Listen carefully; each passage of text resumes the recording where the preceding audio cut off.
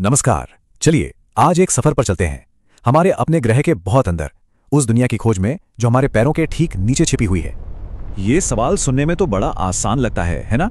मिट्टी होगी, चट्टानें होंगी, लेकिन अगर हम और गहरे जाएं तो मतलब बहुत ज्यादा गहरे।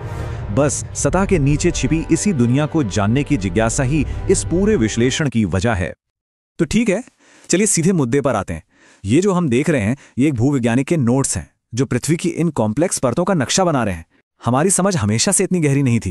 पहले के बहुत ही सीधे साधे आइडियाज से लेके इस तरह के डिटेल डायग्राम तक हमने एक लंबा सफर तय किया है। तो बात यह है कि पृथ्वी के अंदरूनी हिस्से को सही मायने में समझने के लिए वैज्ञानिक इसे दो अलग अलग लेकिन बराबर के जरूरी नजरियों से देखते हैं। आइए देखते हैं कि वो क्या है। अब ये स्लाइड आप समझिए पूरे मामले की जड़ है। ये दो नजरिए दिखाती है। एक है केमिस्ट्री का नजरिया, यानी पृथ्वी किन चीजों से बनी है, और दूसरा है फिजिक्स का नजरिया, यानी ये परतें गर्मी और दबाव में कैसा बर्ताव करती हैं। ये दो अलग अलग कहानियां हैं जो मिलकर एक पूरी तस्वीर बनाती हैं। तो चलिए अपनी यात्रा पहले नजरिए से शुरू करते हैं और समझते हैं कि हर परत की अपनी अलग रासायनिक बनावट क्या है। सबसे पहले आती है क्रस्ट, यानी भूपरपटी। ये वही जमीन है जिस पर हम सब रहते हैं। ये हमारे ग्रह की सबसे पतली परत है, बिल्कुल एक सेब के छिलके की तरह। लेकिन ये हर जगह एक जैसी नहीं है। और यहां एक बहुत बड़ा बहुत ही बड़ा फर्क है। जो क्रस्ट महासागरों के नीचे है वो पतली और ज्यादा भारी है, बैसाल्ट जैसी चट्टानों से बनी हुई। वहीं जिस क्रस्ट से हमारे महाद्वीप बने हैं वो मोटी है और हल्की है, ग्रेनाइट जैसी चट्टानों से।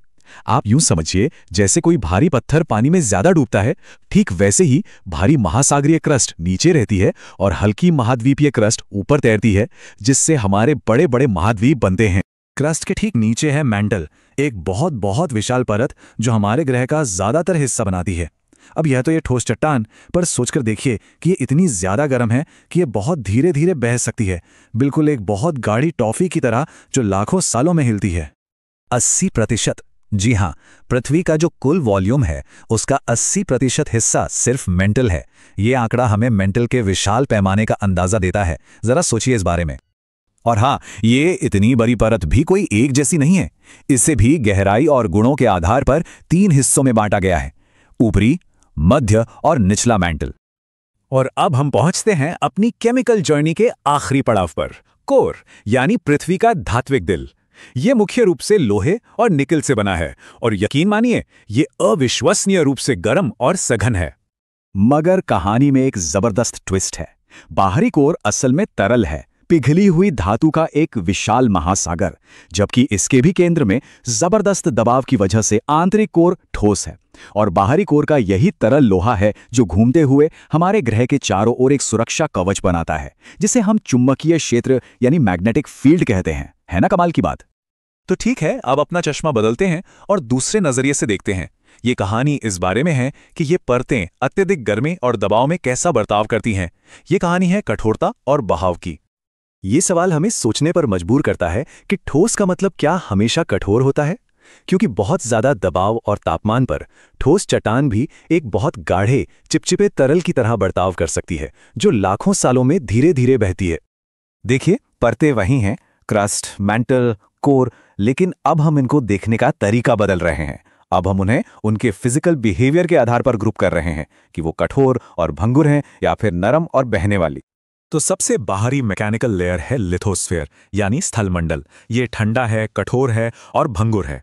इसमें हमारी पूरी क्रस्ट और मैंटल का सबसे ऊपरी ठंडा हिस्सा शामिल है।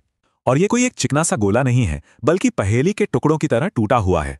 इन्हीं टुकड़ों को हम कहते हैं टेक्टोनिक प्लेट्स। लिथोस्फीयर के ठीक नीचे है एस्थेनोस्फीयर या दुर्बलता मंडल, और यहीं से पूरा खेल बदल जाता है। ये मेंटल का वो हिस्सा है जो इतना गर्म और नरम है कि ये धीरे धीरे बह सकता है, बिल्कुल गाढ़े शहद की तरह। यही वो कन्वेयर बेल्ट है जिस पर ये कठोर लिथोस्फेरिक प्लेट्स खिसकती हैं। अब सवाल ये उठता है कि वैज्ञानिकों को ये सब पता कैसे चला, मतलब इतनी गहराई में ये बाउंड्री लाइन खींची कैसे? तो इसका जवाब छिपा है भूकंप से पैदा होने वाली तरंगों के अध्ययन में। होता यह है कि जब भूकंप से तरंगें पृथ्वी के आर पार जाती हैं तो वे अलग अलग घनत्व वाली चीजों से टकराने पर अपनी गति और दिशा बदल लेती हैं। समझिए जैसे रोशनी हवा से पानी में जाते ही मुड़ जाती है, वैसे ही ये तरंगें भी परत बदलने पर अपना रास्ता बदल लेती हैं। इन अचानक बदलाव वाले क्षेत्रों को ही असांतत्य या डिसकंटिन्यूटी कहते हैं, जो पृथ्वी के भीतर की सीमाओं का नक्शा बनाते हैं। तो दो मेन बाउंड्रीज हैं। पहली मिलती है लगभग 35 किलोमीटर नीचे, जिसे मोहो कहते हैं। ये क्रस्ट और मेंटल को अलग करती है। और फिर बहुत बहुत गहरे में 2900 किलोमीटर पर आती है गुटेनबर्ग असांतत्य। ये मेंटल और कोर के बीच की विशाल सीमा है।